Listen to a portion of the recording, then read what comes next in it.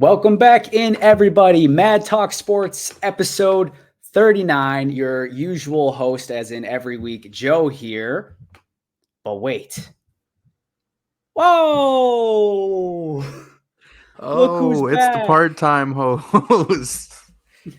Just kidding. I'm full-time again. Full time again, and it's so good to have Drake back. And we appreciate all the help we've had in keeping things going over the past month with our special guests. But it ain't Mad Talk without Mopey and Draco. Yes, sir. And like Joe said, thanks everyone for holding it down for me.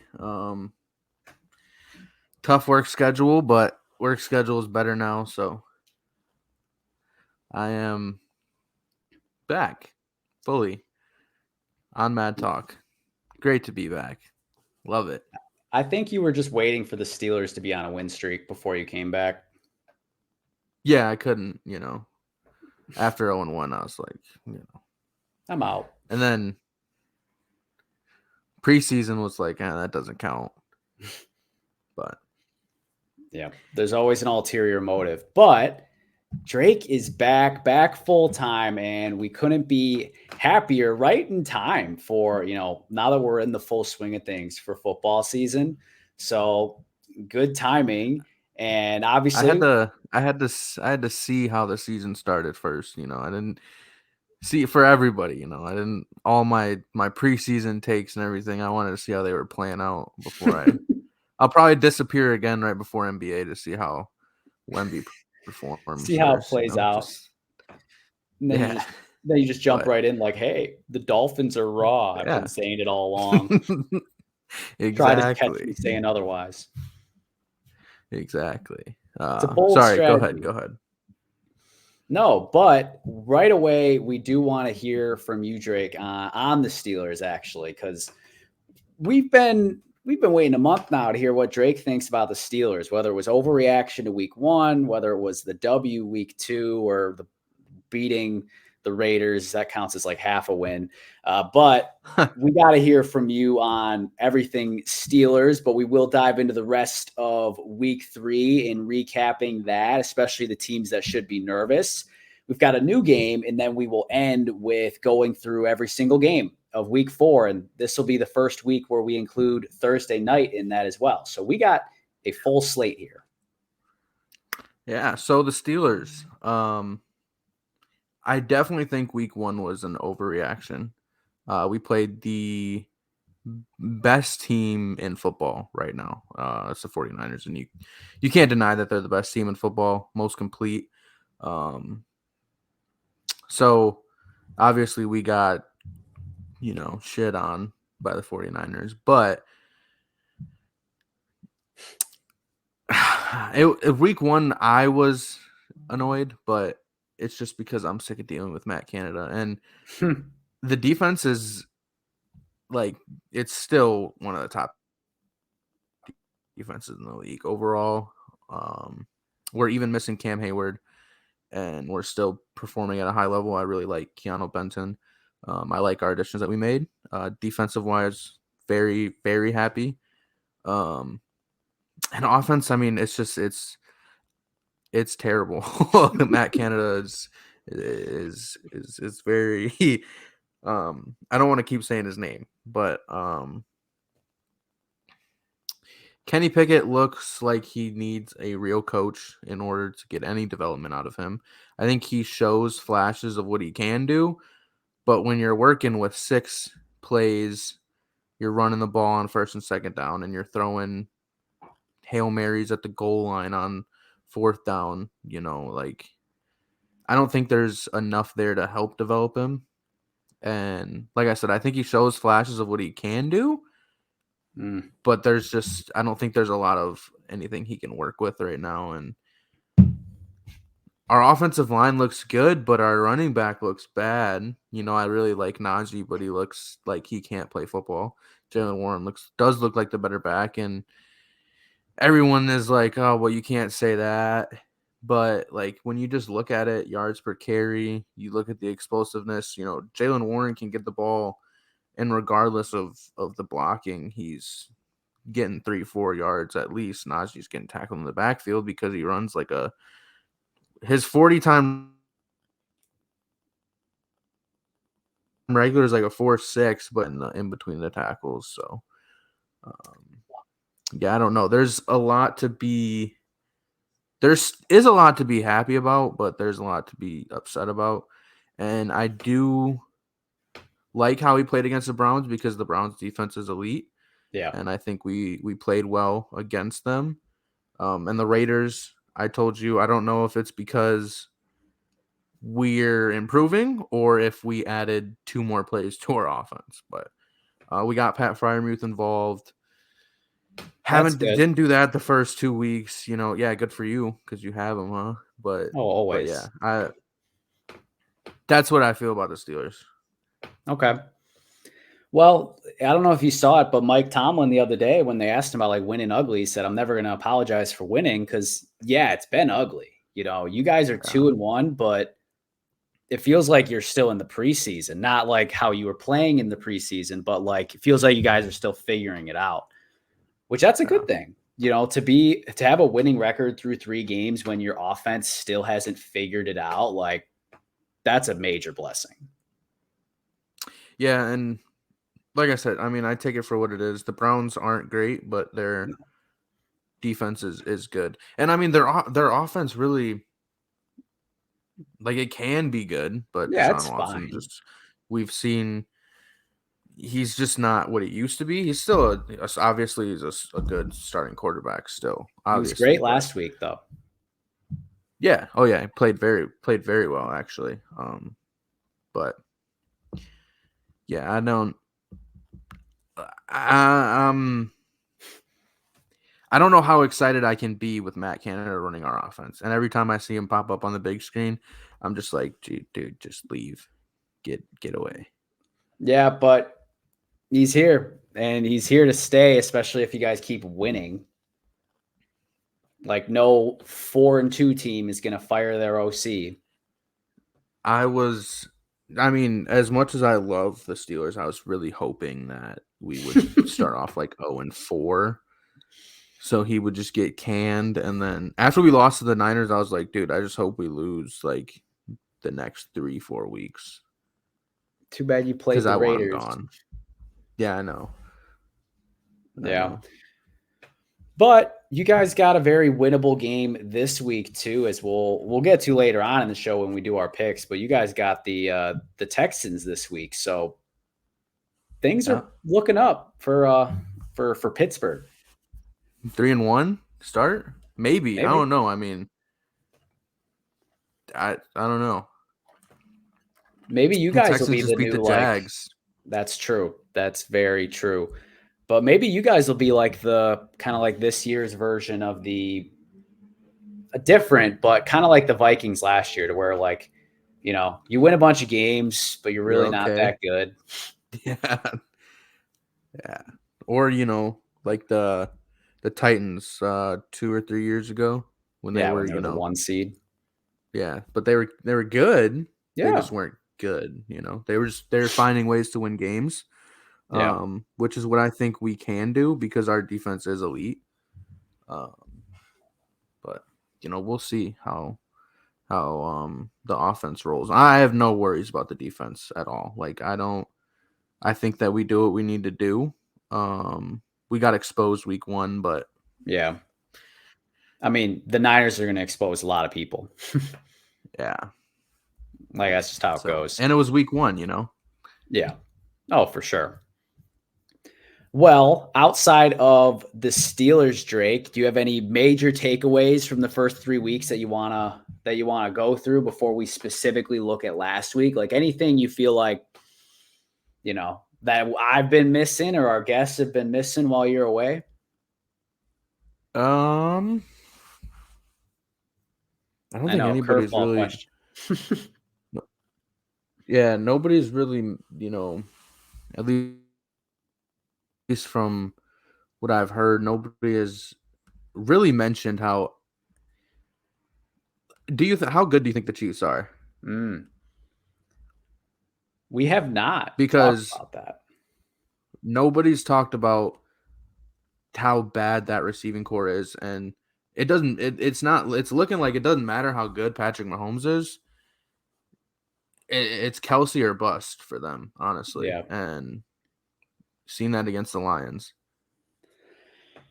Yeah. I mean, that's fair. And you saw in my season predictions there, I don't have them winning the AFC, and I don't think they're the favorite. Yeah. They're still a good team. They're still going to probably win 12 Yeah. games, but when it gets down And to the they elite can win. teams, I'm scared. They can win. They can win any game with Patrick Mahomes playing, Yeah. but like he puts you in the best position to win, obviously, across football. Yeah. But with the talent and the roster they have behind them, it's their offensive line does not look good. No. They look like they're missing Orlando Brown. And obviously Andy Reid, Travis Kelce, Chris Jones, Bolton, and Patrick Mahomes. Those are the guys that you trust to, they're up there with the best of their position, Yeah. Obviously you have top 3 with Mahomes, Andy, why am I blanking? Chris Jones and Travis Kelce, and then we both had Bolton in our top 10 for linebackers. So Yeah. but everyone around them, they don't look like the complete roster that we've seen. We've seen, Mahomes do it last year without Tyreek, but I don't know what's going on this year, man. Well, And I yeah, just don't last think year I they did it trust without them to. Tyreek, but they had Juju Yeah. last year and Yeah. Mecole even. Like, those guys aren't top 10, top 20 guys, but they're They're people better than that, what they have right now. yeah, they're people that Patrick trusted. So I think for much of this season, they're going to get carried by the defense, Patrick Mahomes, and the trio of running backs they have that are all playing quite well. And Yeah. then obviously Kelsey. But I Yeah. do think their receivers will pick it up at least a little bit. Someone's going to emerge. They just have to. And I don't have them winning the AFC, but I do think they'll be fine. Like, they'll be that 12-win, 2-seed type team, and they'll probably win a playoff game. Like, I don't think the sky is falling for the Chiefs, but they're definitely not what they were last year. I definitely think they're beatable. Yeah. For sure. Like, just what to answer your question, just they're not talking about how well honestly nobody's talking about it anywhere. That the Super Bowl champs just don't. They've got pretty much the same roster, basically, almost missing a few pieces, but they just don't look as good. And honestly, while on the other end of the losers of the Super Bowl, the Eagles, they still look good. they do, but they're talk about Not the Super Steelers Bowl winning worthy ugly. again, but They're winning ugly too, like the Steelers have been. Which, again, don't apologize for being 3-0, but it's been ugly. Like, they're a tush push away every game from being in some nail biters. yeah, definitely. But yeah, I mean, the season so far, this week has probably been I don't know. I personally haven't been real impressed with the first 3 weeks of football, to be honest. I think there's just a lot of sloppy games, lousy games. Yeah. Yeah. But it's week, we just finished week 3. So I'm not judging anything, but I don't have much for, the first 2 weeks, and we're going to talk about week 3 right now. So Good. All right. Well, let's talk about who we were impressed with in week 3 specifically. Drake, welcome back to our medalists for the week, and you can get us started as the returning co-host here with the bronze medal. Now this one might shock people, or maybe it doesn't, because this team is irrelevant, but I got to give them a bronze for what they did this week. I got to give the bronze to the Cardinals for beating the Cowboys. just because they played a complete overall game. It's not like the Cowboys were terrible, but the Cardinals played hard. They played a good game. They played the entire game. Everybody played well. Even Dobbs looked, at least running the ball. So I gave a bronze to the Cardinals just because, they beat the team that was probably looked the most dominant overall, both sides of the ball. And, everyone expected the Cardinals to won two games. So, obviously, like I said, there's still, it doesn't mean, I mean, I don't think it means anything. Maybe it does. Maybe it's a turning point for the Cardinals this year. I doubt it, but I gave them the bronze for this week just for beating the Cowboys. I like that pick a lot.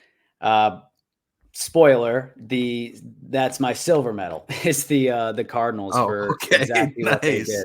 So you didn't have to convince me. I think you're right. Like, not a turning point as in they're going to be a wild card race team, but a turning point in that locker room that, like, hey, we're tired of being a laughing stock. Like, they proved they're not going to roll over. Like, Jonathan Gannon is not fine with just being a one-hit coach and then go back to being the defensive coordinator. Like, they're going to give it their all, even if it's just Gannon going shoom, shoom, shoom in those interviews. Like, they're going to fight. They got the fire in their gut. How'd you get here? Did you drive here? They drove to that game. I'll tell you that. They drove to that game. And they sent the Cowboys home on the bus. But yeah, so, I 100% agree with the Cardinals there. Not to skip over. Huh? That was your silver? That was my silver, which they just edged out my bronze, who was Rashawn Gary for the Packers. Like, I wasn't originally going to put a Packer since I already used Jordan Love week 1, and then Connor did Jordan Love last week as well. And shit, I could have gave him it again this week. But Rashawn Gary had 3 sacks and 3 tackles for loss against the Saints, and we needed every bit of it from the defense. So that was huge. His performance was excellent. I am often critical of Rashawn Gary, even as a Packers fan. But as a pure pass rusher, he's very, very good, and he really showed it. He ate up a solid Saints O-line, namely Ryan Ramczyk, who's one of the best tackles in the league. So very impressive day for Gary. I mean, I'm not mad at that pick. I like that pick. It's a good pick. I think so too. So bronze. So I did all teams this week. Okay. So, silver. Sorry, you said bronze, so I was like, "Oh, bronze turn." But I know. For silver, I gave it to the Browns, because I think that was a dominant win. Obviously, the Titans aren't something to be hoorah over, but the Browns played well. Deshaun Watson played well. Myles Garrett had an amazing 3.5 sack game. Amari Cooper played well. Everybody played well. The offensive line played well. Jerome Ford played well, showing that, maybe he's going to be that guy to step in for Chubb. And dude, I think that I gave the Browns my silver medal. They played a great, solid overall game. And if you want, you could say Myles Garrett and the Browns got my silver medal because Myles Garrett had weighted heavy on this because he had a phenomenal game. Yeah, that video of him like going back and forth and the extra blockers following him. Whoa. I know. Then they had to call the timeout. That was awesome. I have never seen anything like that. He's a beast. And he was even more happy that they just had to burn the timeout because they couldn't, get set because of what he was doing. And they couldn't, when he ran back the time and they couldn't, keep up that, he was happy that they had to burn the timeout for that. And, whatever you're going to do, but it's Myles Garrett and he was unblockable. Yeah. He's He's a dog. And yeah, the Titans are not a great team, but you don't see them often get like just barrel rolled like that. Like the Browns really brought it to them. Like what was that, 27-3? Very impressive. Yeah. And you don't see Derrick Henry bottled up for what, a couple yards? Dude, it was like he didn't play. Yeah. So Browns got my Fantasy silver. owners. Okay. Yeah, RIP. Yeah. I don't have him in any leagues, so Me neither.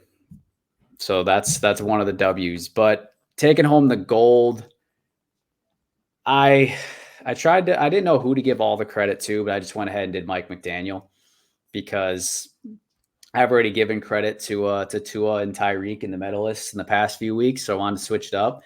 And specifically McDaniel because, while those guys still played an excellent game and so did Mostert, so did Achon, or, isn't that what he said his name? It's not Achane. That's what he wants it now. Yeah, Achon.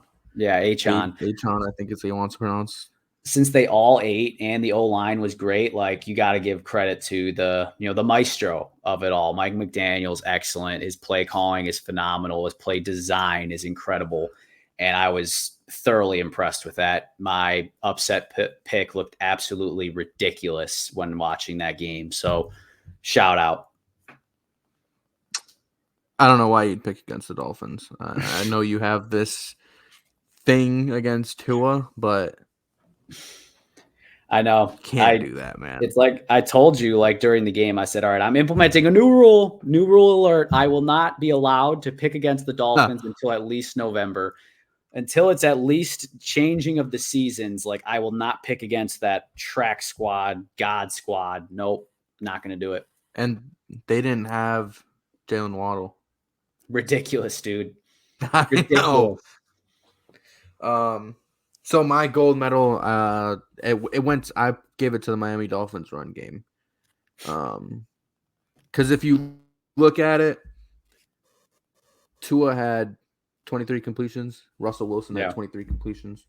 Tua had 309. Russell had 306. So that 70-point dominant win came from 205 something yards for Achane and another 100 from Raheem and 5 touchdowns. So gave it to the run game. And like you said, the offensive line blocked very well against, the Broncos defense isn't something to just, push out of the door and say that it's trash. It's not great, but it's not the worst defense in the league. No, it's not the Bears. They just got 70 put up on them. No, exactly. But they just got 70 put up on them, and could not stop the run. But I gave it to the run game for the Dolphins. I mean, I like it. Obviously, it was incredible. It won a lot of people fantasy games. Not me. It lost me fantasy games, but yeah. So that hurts. I had Tyreek in that, doesn't count league, and I still lost. No, ouch. Brutal. Well, I don't have a real doesn't count league, guys. Joe just discredits my team because it's so good, but it's just not winning. Why is there air quotes around discredit? So it's not because you called it.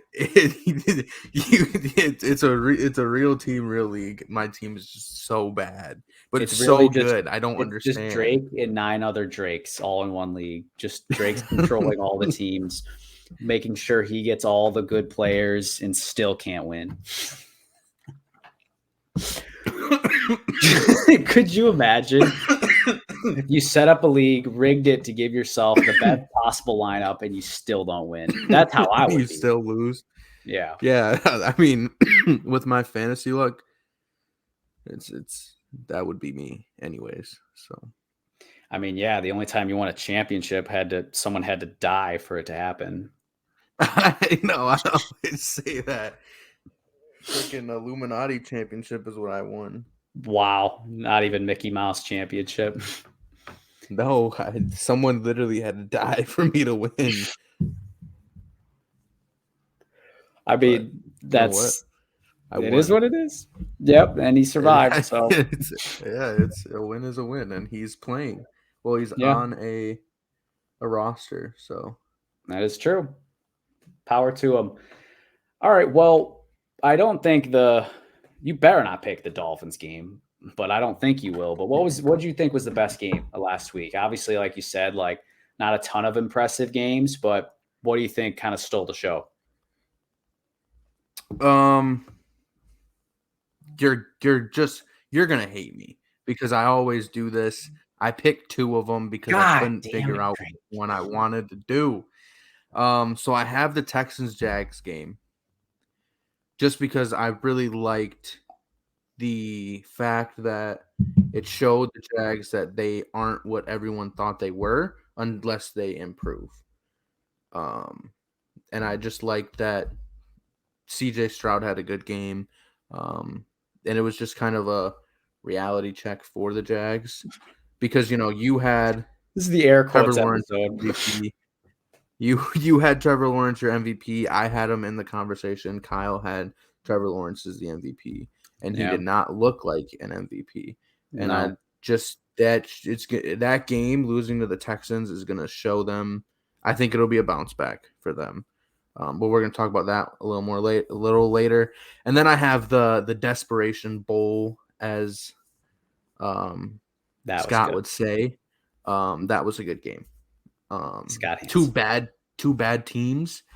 Yeah, Scott Hansen, Red Zone host. If you guys don't watch Red Zone, but he called it the Desperation Bowl, and I agree because it was both 0-2 teams not fighting to be 0-3, and one came out 0-3, and they're just both two bad teams, two bad coaches, and it was a good game.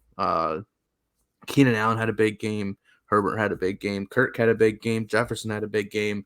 Madison had an okay game, and Fumble. then that last when they got down to the goal line and Kirk Cousins is standing there That was and they're terrible. running off 40 seconds off the clock and then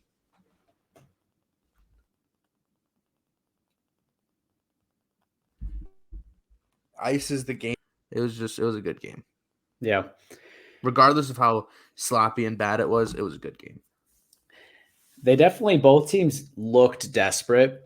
And maybe that's why it was so sloppy, as they were feeling some nerves for the Desperation Bowl. So that was a good game. I think that has to be the pick in terms of just best game start to finish. Like, one could say Packers coming back over the Saints, but hey, I watched the first 3 quarters of that game. I hated it. It was brutal. It was so sloppy. And then, it was a cool story by the end of it, but can't be the best game. That Chargers Vikings game was awesome. So got nothing to add in terms of best game. The question.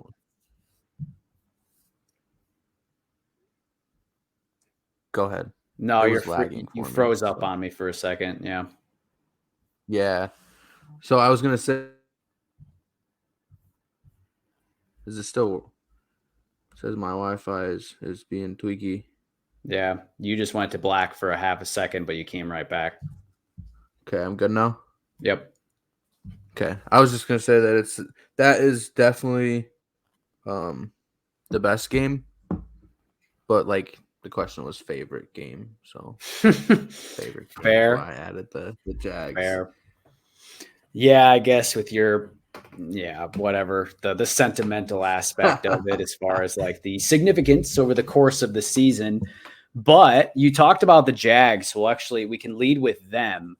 The Jags and these other teams we're talking about have had a very disappointing start to the season. But is it panic time? So since we just talked about the Jags, let's start with them. They're sitting at 1-2. They beat the Colts. They lost the tough one to the Chiefs, and then they got exposed by the Texans. How should they feel? So like I was saying, I think that this is a wake-up call of what you need to do. And kind of, I think it'll be a flip in the switch. I don't think they need to panic, but Trevor Lawrence does need to play better. Yeah, you played against the Chiefs. You didn't play well. You played okay. You played good against the Colts. You know, but you have Calvin Ridley, and you need to get Calvin Ridley more involved. He's getting open. You just got to get him the ball. He's dropped a couple, but regardless, Trevor Lawrence needs to play better, and if he doesn't, then obviously you're panicking. But I don't think they need to panic now, and I think that this will be kind of a turning point. Like I said, I think they'll win a couple games now from here on out, and I think they'll get some confidence back. Yeah. But they need to roll with what they left the last season in. Otherwise, they're starting off real flat, and the offense is not clicking. Defense obviously didn't play well against the Texans. But yeah, I don't think it's panic time for the Jags. No. Yeah, I would agree. Not panic time. And I think they need to be careful because it's not panic time, but this has to be your wake up call. Because if 3 weeks from now, you're sitting at like 2-4 or something, like, yeah, it's great. It's great to always have that potential. You should be better. You're in a bad division, so you don't have to have that sense of urgency right now. But why not? Like, you need to rack up these wins. You have a soft schedule. Do you want to go to Miami in January? Do you want to go to Buffalo or Kansas City or Baltimore, or do you want them coming to you? Like, let's be real. That they need to be racking up these easy wins that they have on their schedule.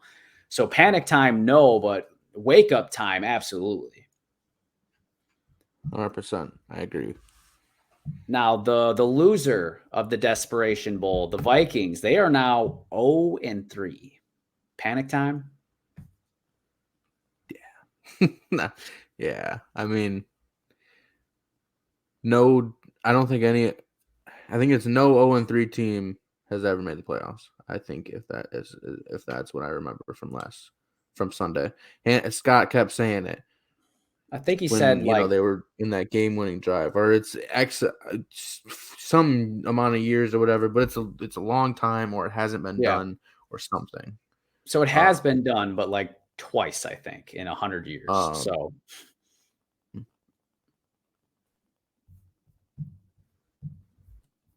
for sure. So yeah, they're definitely panic time for the Vikings. And it really is, because the NFC, for all it was hyped up to suck, like, teams are winning ball games. So it's not going to be, you're not going to just stroll into the playoffs at 8-9. And Packers Lions are both 2-1, and they play each other this week. So someone will be leading the division at 3-1. So the Vikings will already be almost 2.5 to going on 3 games out already. Like, that is a death sentence early on in the season. So panic time for the Vikings, absolutely. Their defense is just as bad as last year. Somehow it seems a little bit worse. Yeah. And unless they, win the rest of the season. Another thing I've been seeing, rumor, whatever, even reporters ask, but do you think Justin Jefferson is going to be on his way out after this year? No, I No. don't. No, it's a A reporter strong. had asked him if he was going to continue contract talks, and he said he doesn't know. Well, they'd be stupid. They'd be really stupid not to just extend him. Like, why not? Like, just let him be Yeah. your ticket seller for the next 4 or 5 years, and let Kirk walk this year and draft a QB. It's a good draft class, and you guys stink. You might be drafting pretty darn high. So they better not let him walk. Otherwise it's panic time for their fans, because they're gonna have Years. nothing to Ever. watch. Yeah. Trade Yeah, Kirk that Cousins for some chips. Jets draft picks. Yeah, that's not happening. No way. Not going to happen. The Jets got Trevor Siemian. Terrible. Yeah, I seen that. Yeah. I see a lot of calling for Zach Wilson to be traded for Justin Fields. Yeah, because that'll happen. Yeah. They both. But we're talking about the Jets. What do you think about the Jets? Panic time for the Jets? I mean, they're going to be in a couple weeks here. They're going to be sitting at 1-5, and the season's over. So yeah, panic time. Panic time as soon as Rodgers' Achilles snapped, it was panic time. Oh yeah. Like, I mean, we fooled ourselves into thinking their defense could carry them. Like, sure, it can carry them for like 5 wins, but with Zach Wilson, man, he is no better than he was last year. Awful. And their O-line is maybe even worse. Awful. Terrible. Yeah. I don't know how you can be worse than Zach Wilson. Just ask That's their very O-line. hard to do. It's very hard to do. Yeah. I put yes 100% if Zach Wilson is still in a Jets uniform. If they went out and got Wentz, I'd feel a little different. I feel like they maybe could squeak somewhere, but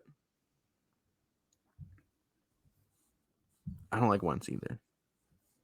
I know you He's don't. way better than Zach Wilson for sure. Oh, for sure. I mean, that's a given. And he's a maniac, so playing behind a bad O-line doesn't make a difference. He's going to play like he's getting rushed by 80 people anyways. So at least he'll throw a few touchdowns out of it, while Zach Wilson just will give you 8 points.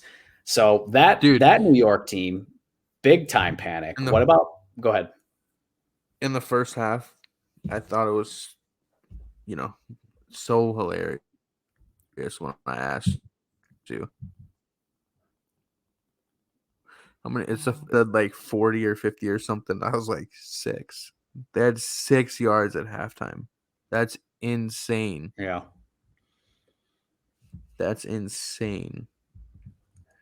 That's with Garrett Wilson and Breece Hall. Like, no matter how bad your offense is, if you have 2 stars like that, you should be able to get something. Yeah. It's like, especially Garrett Wilson, throw him a quick slant and let him do the rest. But Zach Wilson's not even getting the ball out at all. No. Randall Cobb had some nice plays, but terrible, horrible. Yeah, I don't want to talk about them anymore. No, that's I feel like it's just a tradition on Mad Talk to talk about how bad the Jets offense is.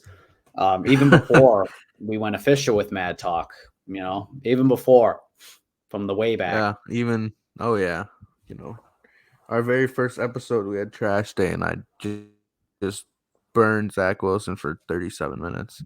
Trash Day? Trash Day? Zach Wilson? I was really excited to be able to maybe talk about the Jets in a good way with Aaron Rodgers, but maybe next year. We see how that happened. Yeah, maybe. Maybe playoffs. Yeah, Rodgers can help them watch from the couch. Sure, if they were able to be competitive and hang around, then yeah, that's a pipe dream you can hang on to. But since their season's going to be over in about 4 weeks, rest up. Yeah. But another team we always trash on is the other New York team, the Giants. They did sneak a win, but they're all still 1-2, just like the Jets. Is it panic time for them? Yeah. Yeah. I mean, Dayball's a great coach. Panic time. The addition of Darren Waller didn't help because they're not getting him involved. No.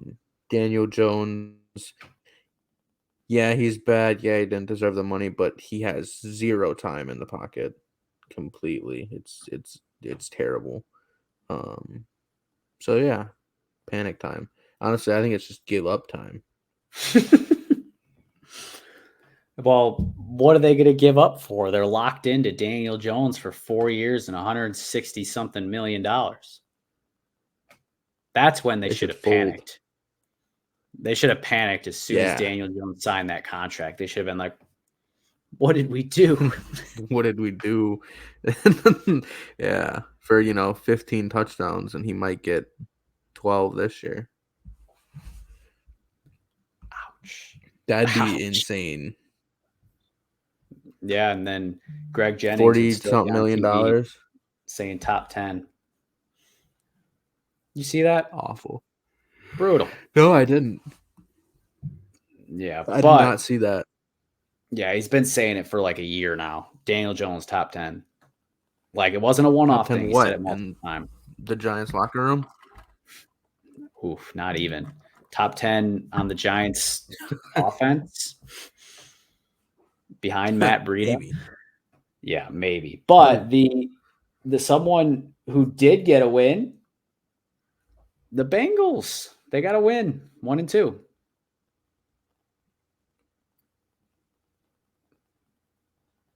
This one?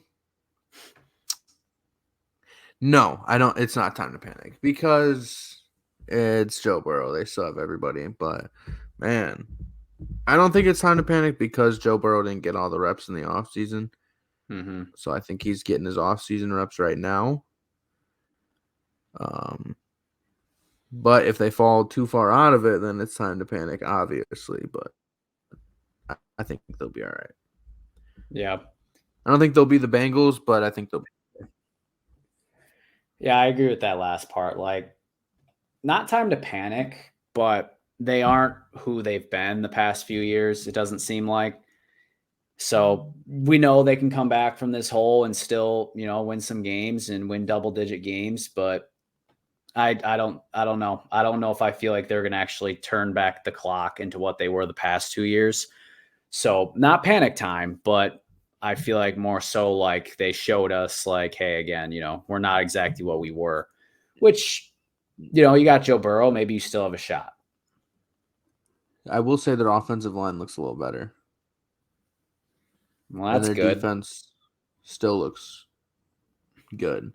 I don't. Something's not clicking somewhere. Yeah, maybe it is just their usual, early season woes. Like under the Zach Taylor era, they've sucked in the first few weeks. So who knows? Maybe in a month they're sitting at 4-2 or 4-3 or something, and then all of a sudden it's right back to normal. But yeah, either way, not panic time for the Bengals. How about the Titans, who just got whopped by the Browns?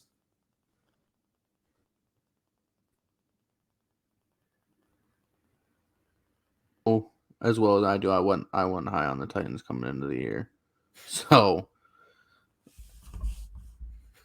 yeah, I mean, panic. What's the panic about? We much knew better. Sucked. Exactly. Like that's how I feel with them. I feel like they'll be a 7-10 team, 6-11 team. Yeah. Win some games, but D-Hop might score 2 touchdowns. I don't know what's going on. Ryan Tannehill still stinks. Defense is good. Yeah, it's okay.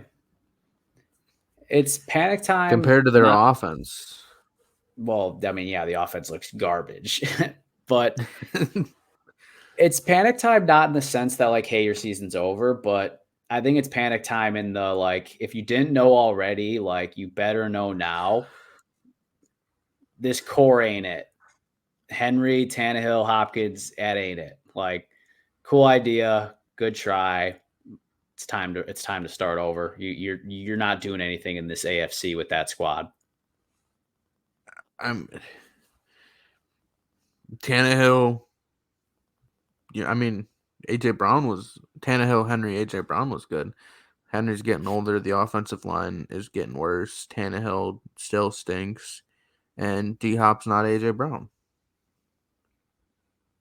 So, yeah, especially at this stage in his career. But that's what I mean. Like at AJ Brown is better than D-Hop is right now.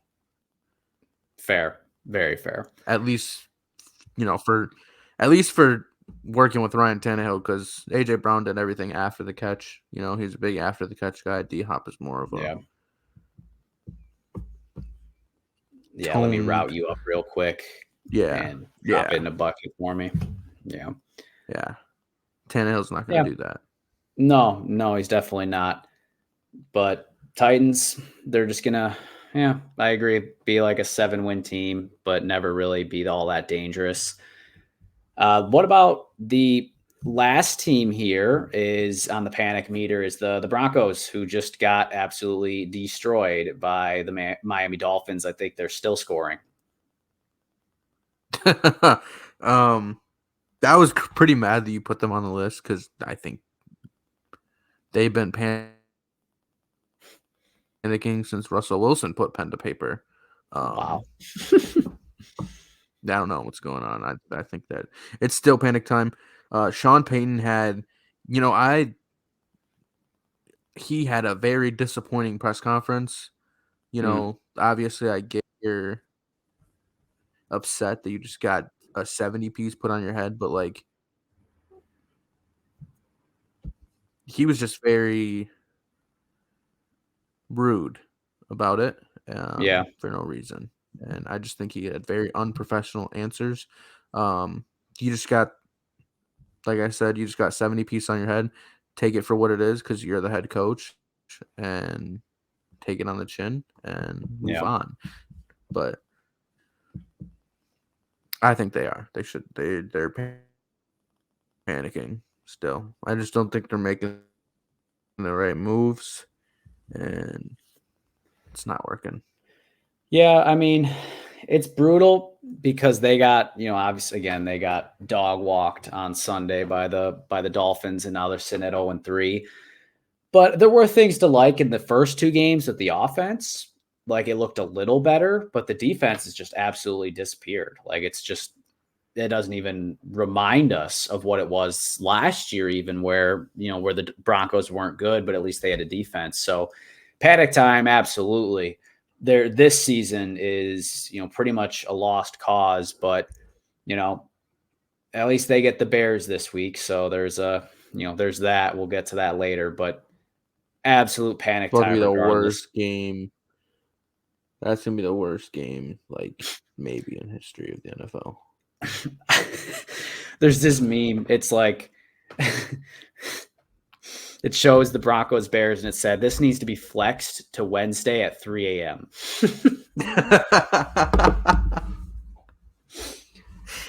That's a good one.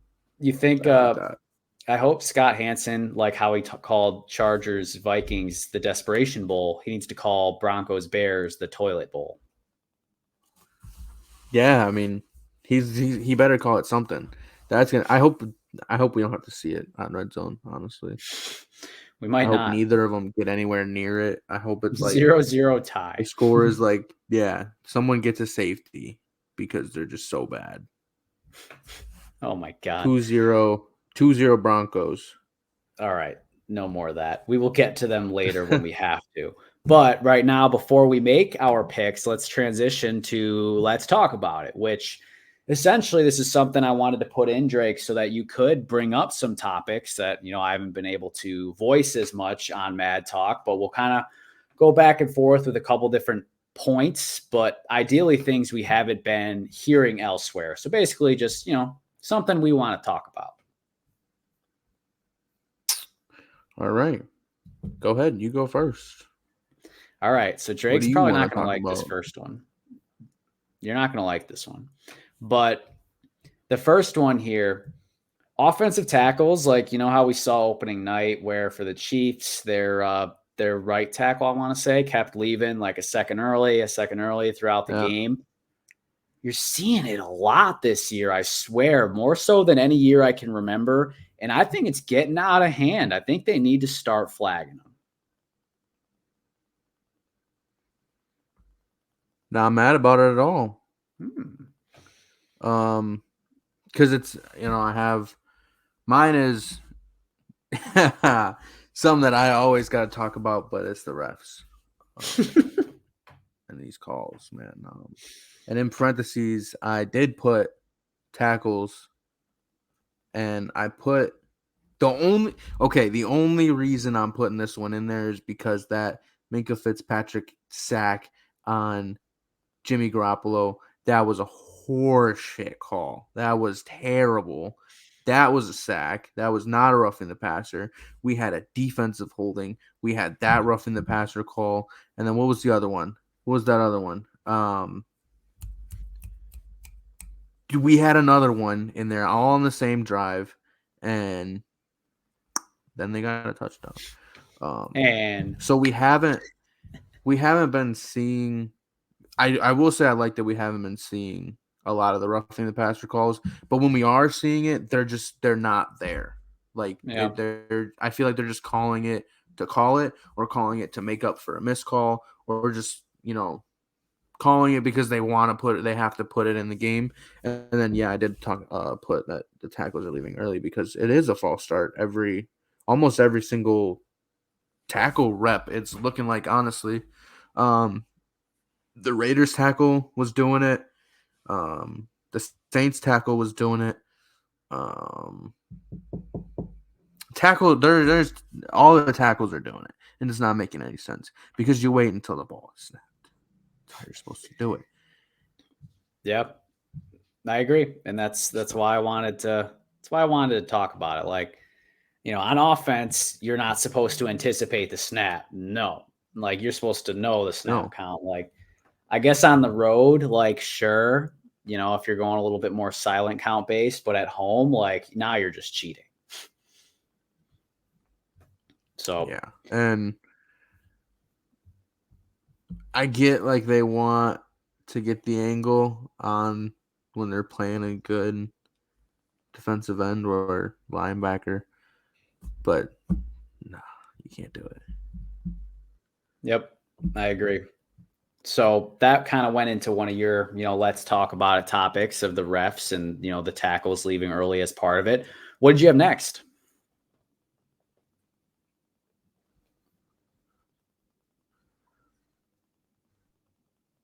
So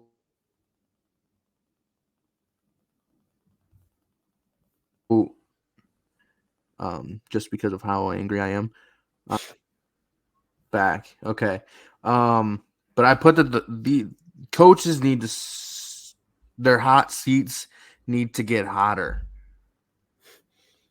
They need to be held accountable. So like I'm sick of seeing coaches after proven failure, proven years of just not success or very mediocrity.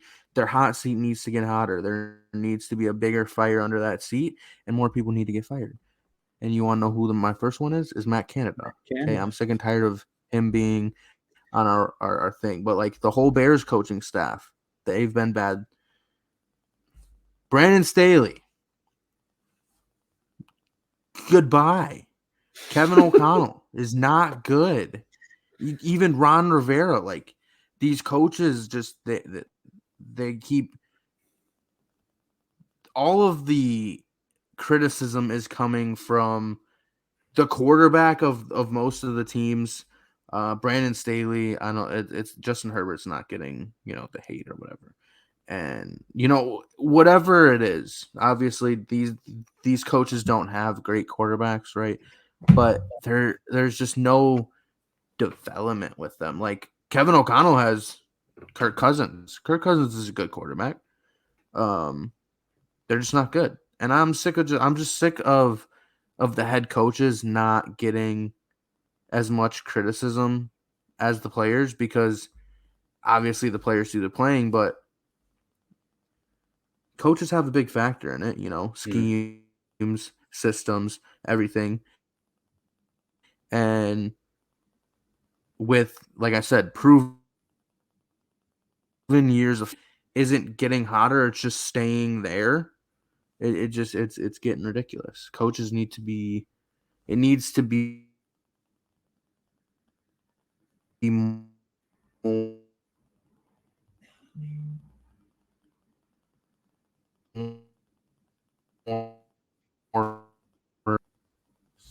your system's not working. This isn't working. This needs to be changed. Wow. I agree with some of the examples of what you said, but your overarching premise, like, dude, 1 out of 4 coaches get fired every year in the NFL. There's 8 on average, 8 head coaches fired every year. Now, I like some of the people you But why mentioned. I isn't it agree. the trash ones? That's what I'm saying. Why Sometimes isn't it it is the real bad ones? Why does Brandon Staley still have a job? because they made the playoffs last year. For the Chargers, that's a big deal. He's a bad coach. That's fine. I agree with you, but that's how it goes sometimes. Like that's the NFL. But that's what I'm saying. Like that, it shouldn't just have this rain jacket over them. It's just some coaches do, some coaches don't. Some people like their guys. No, I think everybody needs to be held accountable. I think the flame needs to get hotter under those seats. And maybe it's just really driven by the fact that Matt Canada still has a job. it But 100% is. like, I mean, like I said, the Bears coaching staff as well. Obviously, Justin Fields isn't great. He's not a good quarterback, but there's got to be some development there. He was good in college. There has to be some at least step up somewhere for him. It's not just but that shouldn't be it. There should be a step up somewhere. We should be alternating routes. We should be doing stuff for him. You can look at the Kyle Shanahan system and do things with bad quarterbacks. You just need to figure out what their strength is and put route combos for them, whatever the case may be. But I'm just saying. I mean, the Bears coaching staff angry about. will probably get all fired after the end of this year. So, your wish will be granted, but coaches get fired all the time. It's just not always the ones you want or expect. And usually there's franchises that fire coaches every single year, like the Texans have in recent years. And there's some that let these scrubs ride out for a few years before they eventually pull the trigger. So depends on ownership style, I guess. So Drake is ready for everyone to just get fired in the league. You aren't good this year, get out. Hey, I just think that basically the hot seat needs to get hotter. It's basically what. No, some people's will. Like I was, I don't know if it's true, but it looked like it throughout the game. But who did the Giants beat? Can't remember right now. Cardinals. Train of thoughts. Whack. Okay. Dayball took over the play calling because the play calling was so bad. And then they scored 33 points in the second half. Like that needs to be more common. Stuff like that is what I want to see. Like stop being afraid to step on people's toes just because they're a coordinator or whatever, That's just I just want to see more accountability and more like change stuff if you need to. If it's not working, the saying is if it ain't broke, don't fix it. But if it's broke, I mean, you got to fix it, right? Like, the Steelers need to fix our offense. I was going to say, I feel like this is all stemming from the Steelers offense.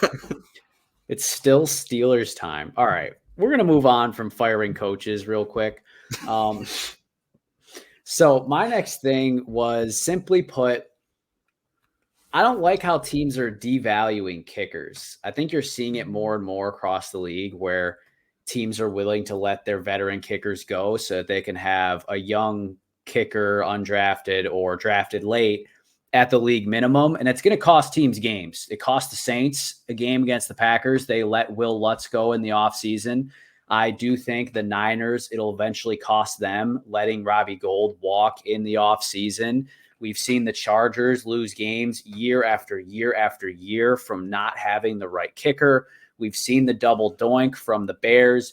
Kickers, while not being the most important position in football, can literally win or lose you games. Ask Tom Brady and what they were able to do with Gostkowski back in the day when it came to kicking field goals for game winners in the Super Bowl. Kickers matter, and teams need to start acting like it. Otherwise, it will cost them dearly. For the brand. I'm going to disagree. Pat McAfee. The only thing I'm going to disagree with is I don't think people are undervaluing them. I just think that eventually you have to have a rookie kicker. You have to, eventually. Yeah. It's just I think these teams are getting unlucky with the rookie kickers. Like you said, the 49ers, I think their kicker is good. The Cowboys kicker, Brandon Aubrey, he's good. So, it's just, I guess, the luck of the draw with the kickers. Yeah, I agree with, everything you're saying about kickers. They do matter and everything. But I don't necessarily think it's, teams are just who cares about the kicker? We're just going to try and get this guy. I think it's more of, when the Bengals, when McPherson came in as a rookie, you gotta have rookie kickers eventually, basically is what I'm saying. So I think that teams still value kickers. Maybe they try and win big too much on kickers, win big for a low cost, maybe. I think you were trying to get at that too with they want to take them for less, but there's going to be a diamond in the rough somewhere, and then there's going to be bad kickers. So I think that most teams, except, the Chargers, most teams do still value them. I just think that maybe they just don't get lucky. Because that Cowboys kicker looks pretty good. He does. They took a risk on him too. So maybe he'll be like their kicker in the playoffs last year and miss 4 extra points. Do you remember that? Maybe, yeah. That was brutal. Was it 4? I thought it was more. Oh my God, I don't know if it was even possible to miss more. But I just had to give some love to my kickers, bro. No, it's all validated. The kickers is all validated. They matter. It's an important thing in the game. But like I said, I just think it's more of trying to get a young kicker, and sometimes if they miss, they miss. But yeah, like for the Packers, if they miss on kicker, Crosby's 37, so we had no choice. But for the Saints, I think they could have kept rolling with Will Lutz. With Lutz, it does. It does suck, I guess, when you see, like Lutz or Gold, they go out. I don't know if Gold is playing. I actually don't know that answer. I don't think so. No, but Lutz is playing. So if they go out and they play for a new team, it's why?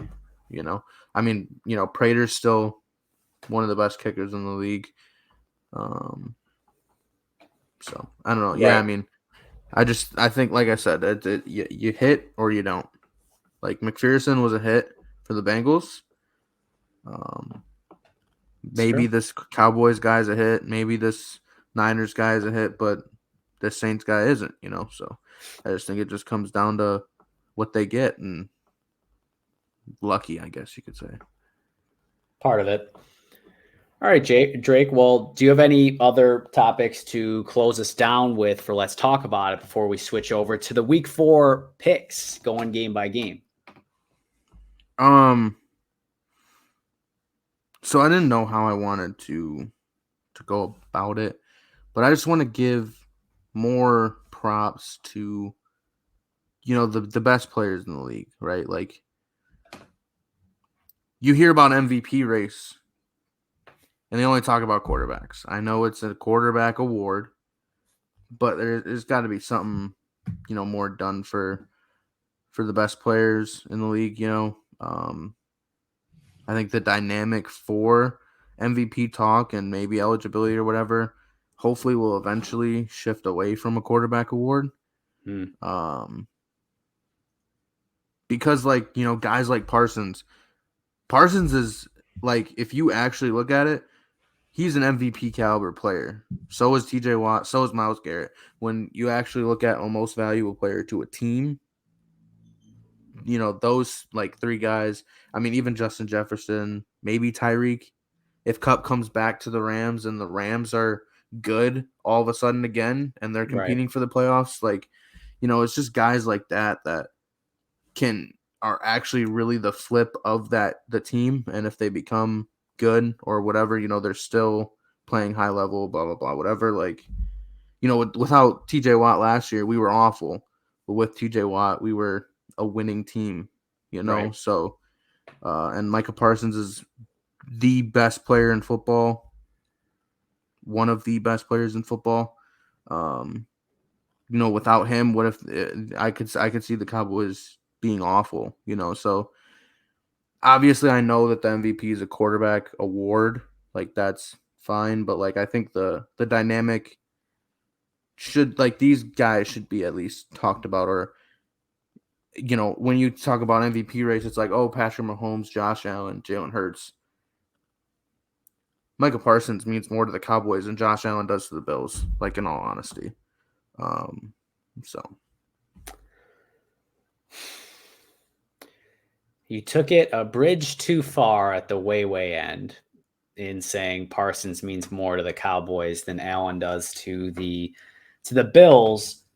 I agree with what you're saying, because like even the last thing that I just said there, like, goes to the whole point. Like, obviously we know a quarterback is more valuable to a team than a different position. So I mean, maybe, overall, yeah. right, Like, like it's just the overall. way it goes. And Like, yeah. Quinnen Williams is probably the best player. Quinnen Williams or Sauce Gardner are the best players on the Jets. And it means nothing to their win total if they have Zach Wilson. So like quarterback, that's like really the position, obviously, that affects winning the most. Yeah. You could be better at obviously other positions than a quarterback, but that doesn't always translate to value. What do you think about the concept of making just a best QB award per year and having MVP be for everything else? I have that, like, in my notes. I have QB award, and then I have MVP.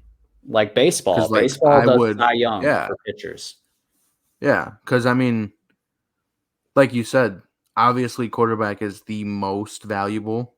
Right. You're not going to go out there and win with me at quarterback, even if you On the have, flag. even if you had, a Pro Bowl defense. But these guys, like these MVP caliber players, that should be at least, like, because you said, Quinnen Williams don't translate to wins. TJ Watt translates to wins. Yeah. Like, it's statistic there. And I don't. Tyreek only missed one game last year, and I think they lost. But like, I would think that Tyreek is more valuable to that team than Tua, probably. Just because of what Tyreek does without the ball. But I would prefer that. Like, I would like the MVP to at least eventually be a non-quarterback award and give a quarterback award, Yeah. Because, like, it's kind of unfair. Like, you just know every year the MVP is going to be a quarterback. When you come into the season, the very first MVP talk this year was literally Josh Allen, Jalen Hurts, and Patrick Mahomes. Like, Yeah. it's going to be quarterbacks for as long as they have it like that. And, like, I wouldn't say I know how it is, so I'm not, it's whatever, but I would like to see it where, that dynamic could change, because this year all these players, like, are having incredible years, and you just don't hear about it, like, Yeah. you don't really hear about TJ Watt. You hear about Parsons, but not in the topics of, like, could be an MVP, like, they don't say, oh, he could be the MVP, because it's a quarterback award. So Yeah. Yeah. I mean, it is what it is, and it sucks, but I think maybe if it happens enough years in a row, then the NFL thinks about it, just because, I think it would add intrigue to NFL honors, like the awards, because, at the end of the day, the NFL they speak dollars. They speak dollars and cents. So maybe eventually they'll be like, they'll just look at it that way. They'll be like, this will add more potential viewership and intrigue when we do the NFL honors show before the Super Bowl, because everyone's gonna be like, oh, who's MVP? It's not automatically Patrick Mahomes or Jalen Hurts or whoever. So maybe someday, but we're probably another 5 years down the road, but we will figure that out. I know that's been a big thing for you, Drake, especially with TJ Watt, because it is such a clear, when he's out there, you win more often than not. When he's not out there, you're terrible. So that's a good example. Now let's get to our last segment for today and actually pick the games for this upcoming week. We got week 4 picks, and last week I talked about how my Dolphins pick was atrocious, and that was dumb. But overall, we know Joe's picking the Dolphins this week. Yeah, so absolutely. Spoilers. Picking the Dolphins. Spoiler. I learned my lesson. 2 weeks in a row. I had them get upset, and neither time happened. But last week I did go 9-6 straight up, and 8-5-2 against the spread, bringing my season totals to 30-15 straight up. That's pretty good. And 24-18-3 against the spread, which is way better than anybody I watch on TV. So keep it with me. I miss some, but I make more shots than I miss. That's what it's about. Now, hopefully I didn't just jinx myself here, but let's get right into week 4. And again, we will actually go through Thursday Night Football to kick us off. Detroit is favored by 1.5 in their trip to Lambeau to play the Packers. I am assuming that Jones and Watson will play. That is the belief. Bakhtiari and Jenkins and Jair, I am not sure though. So there is some uncertainty there. For the Lions, it looks like Montgomery will play. We all know what direction I'm going, so I'll get us started. I got the Packers winning 24-21 in a very tight one, which would be an upset over the Vegas line of 1.5 for the Lions. I think the Packers offense will continue to have some lumps and some struggles and some inconsistencies during the game, but by the end of the game have had enough good stretches to put up points. The defense will look piss poor at times, and at other times they will get to the quarterback. So Packers do just enough to escape against a team that is on a similar level as them in the Lions. I got Packers by 3. So, spoiler alert, Joe knows this. I don't do scores. Scores are they're a crapshoot. Because, I could say I got Detroit winning 21-14, but then all of a sudden it's 45-12, or 45-35, and I just don't do scores. It's just so hard to predict because you never know. For me, I like just straight up stuff, but I do have Detroit winning that game. I figured. And yeah, I've had some scores be pretty close this year so far, but I mostly do that. Yeah, I've had some way off, Broncos, Broncos, Dolphins. But I've had some damn near right on the money. But I mostly do that. I do that before I look at the spread, and then I look at the spread to see, who's the underdogs that I chose, who's covering. Because some people pick on the spread. I would personally be more of a money line guy, the straight up picks. But some people like the spread because it's just cleaner odds. So I like to do both. Yeah, I'm a straight up guy, but that's fine. But the only reason I do have Detroit winning is because I don't trust that Packers defense right now, especially with Jair out. Yeah. If Jair plays, I'd probably say the Packers, but I think Amon-Ra St. Brown's going to have a great game, and I need him to have a great game, so.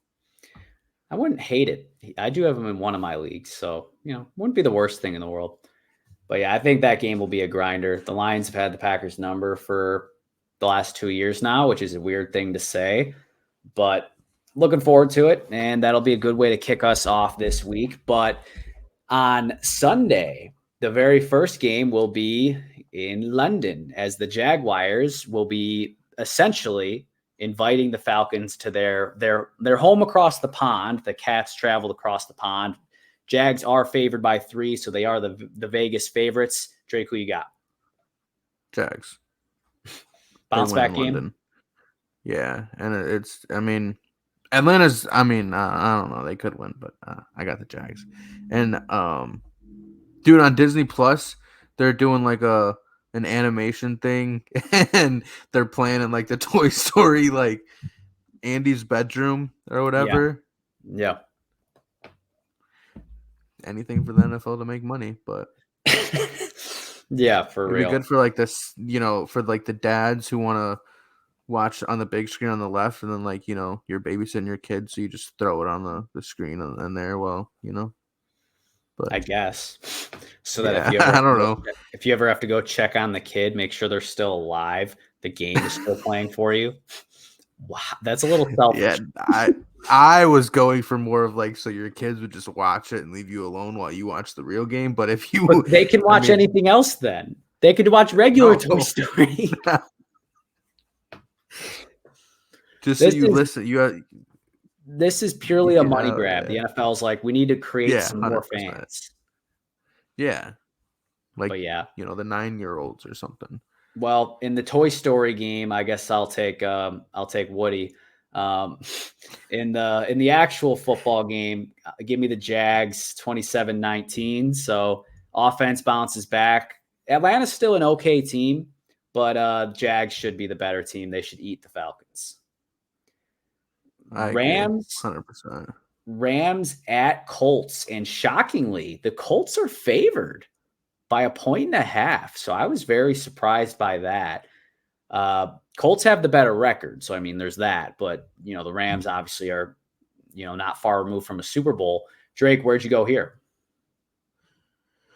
I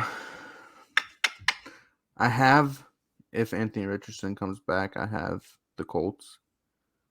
I got the Colts. If Anthony Richardson plays. You don't like Gardner Minshew? Maybe they win. I mean, they did just beat the Ravens. They did. I mean, Zach Moss is playing well again until Jonathan Taylor comes back. Colts defense is good, obviously. Yeah. And I just think the Rams are very stale.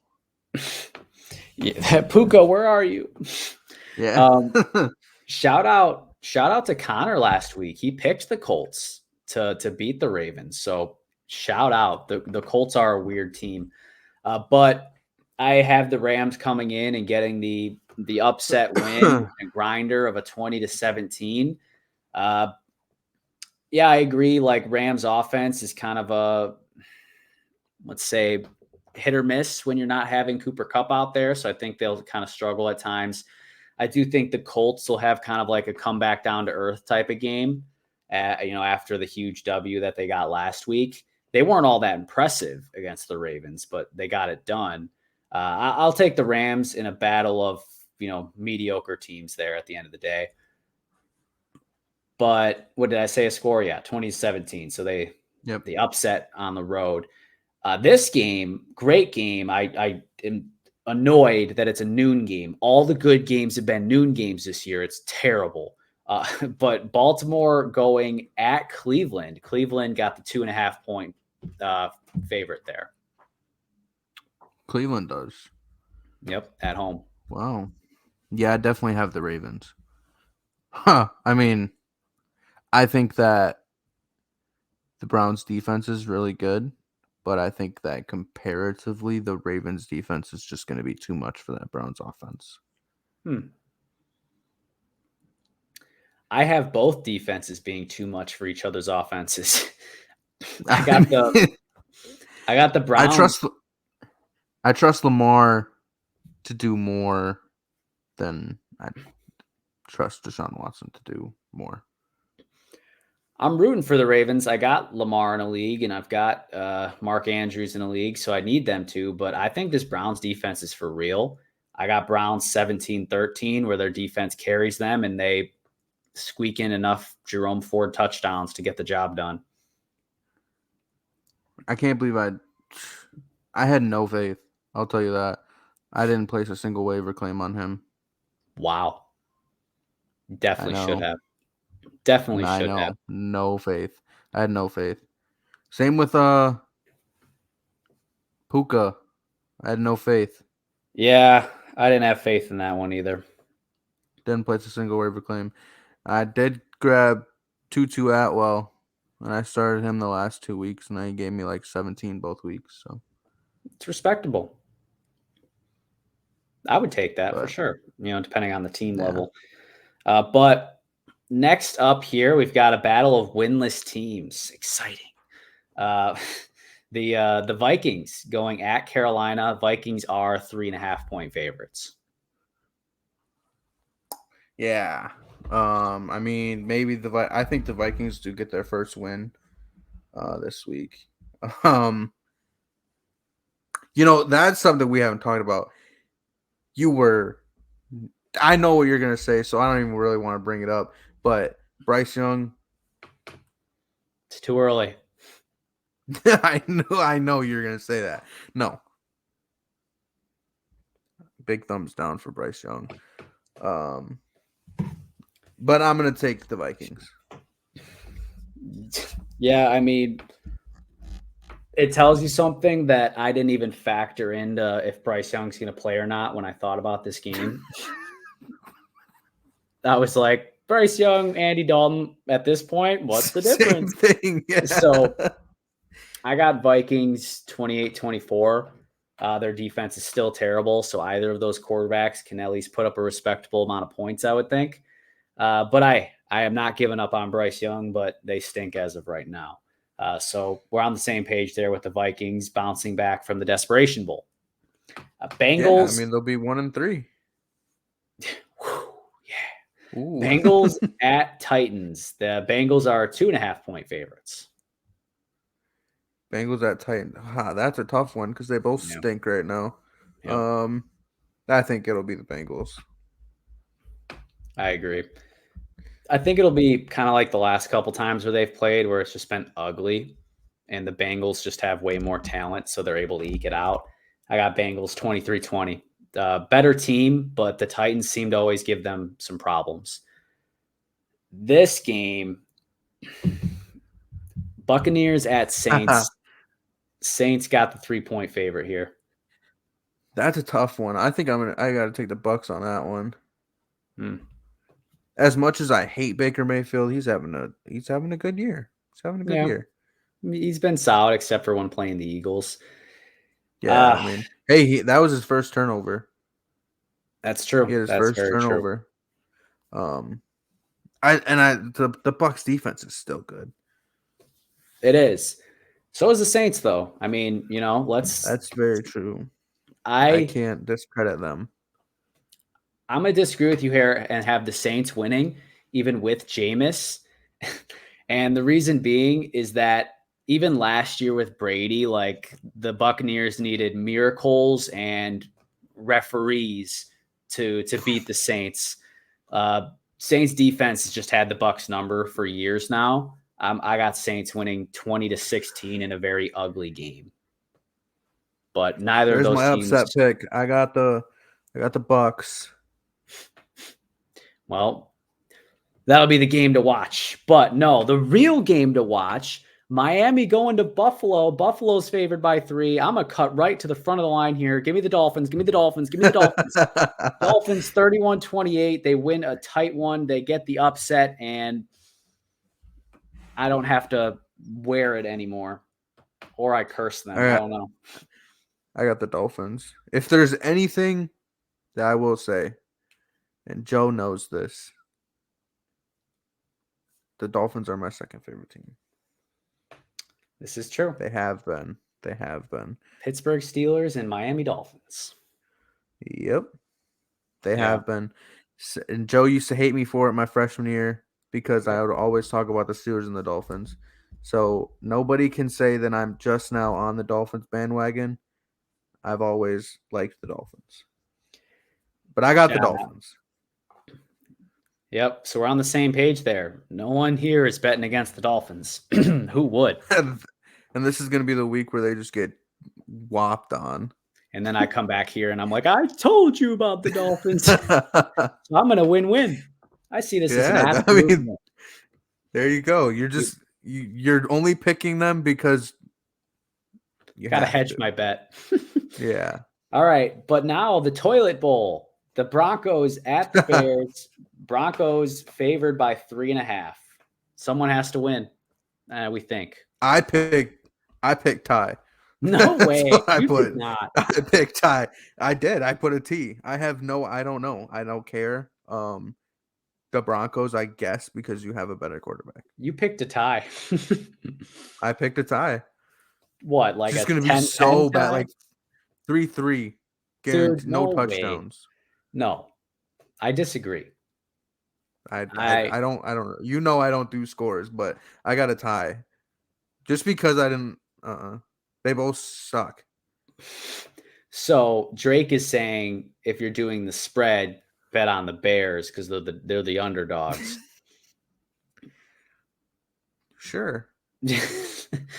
I got the Broncos. And actually, I picked a pretty respectable score, 30-20. I think. No. Yes, dude. Yes, because hear me out. These two teams last week gave up a combined 111 points. 111.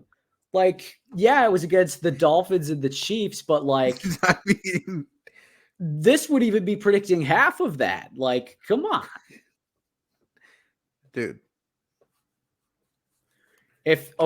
No shot. If anyone puts up 70 on the Broncos and you can't even follow that up with putting up 20, like you need to go to the CFL, bro. Like it's over. Okay, if a realistic, I would take the Broncos like 27 to like 7. That's my realistic what I would actually choose. But I did pick a tie. If there's any game that's going to tie out of any of these games, it's that one. Well, good thing they flexed it to Wednesday at 3 a.m.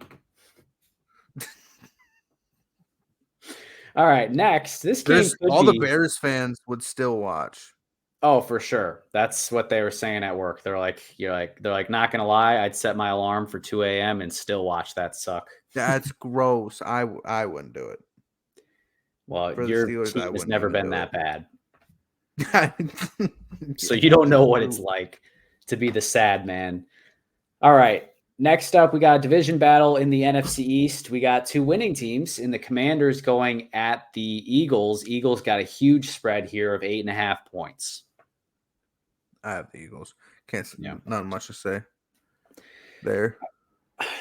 I got the Eagles 24-17, which again, I picked the scores before I look at the line. So I guess the Commanders cover, but I think the Eagles will be the better team throughout, but they'll have some ugly moments where, the Commanders can kind of like quote unquote hang around, but Eagles, never a doubt, move to 4-0.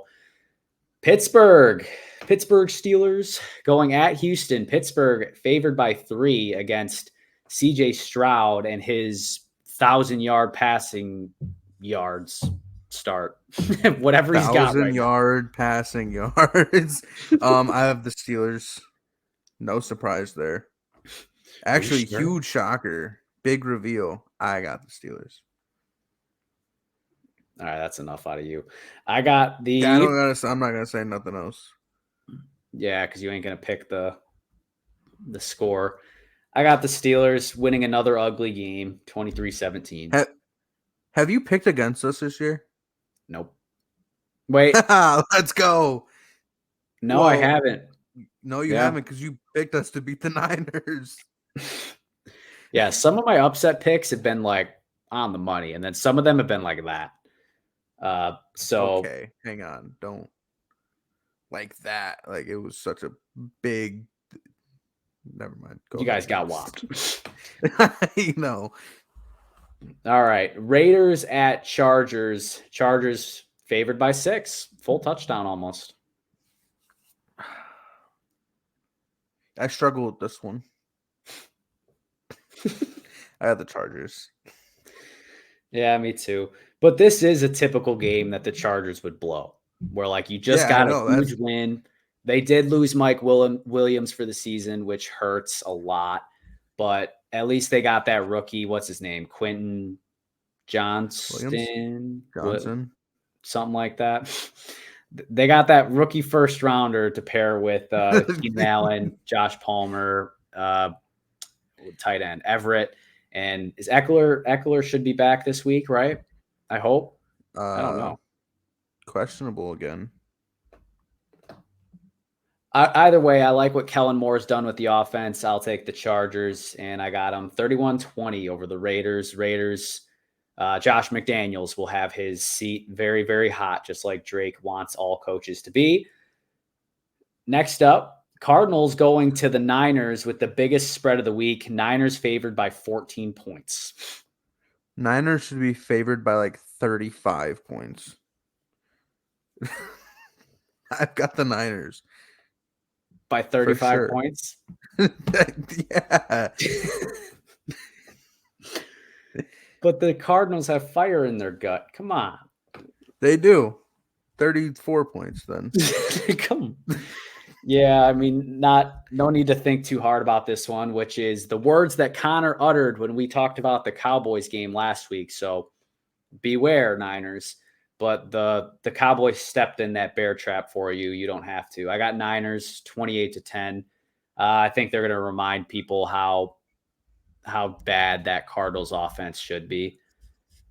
This game could be titled as the battle for America's team. The Patriots going at the Cowboys. Cowboys got the 6.5 point, 6.5 points there is how much you're eating if you take them. Cowboys are going to make a comeback game. Obviously. I mean, I don't think the Patriots are good. I don't think the Patriots are good at all. Yeah. Oh, Christian Gonzalez, though. He's a dog. He's given up 40 yards this year. 40. That's it. You know who he's covered? A.J. Brown, Tyreek, Garrett Wilson. Whoa. 40 yards. As a rookie. Dog. Yeah, I like that.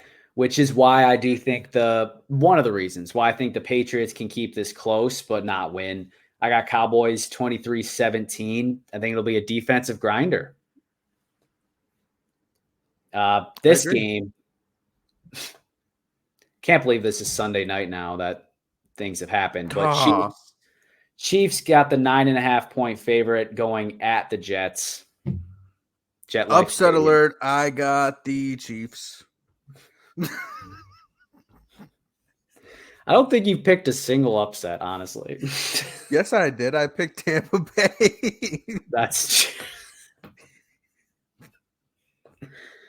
wow. Okay. You can't pick any. All these upset teams are bad. Like, just very bad.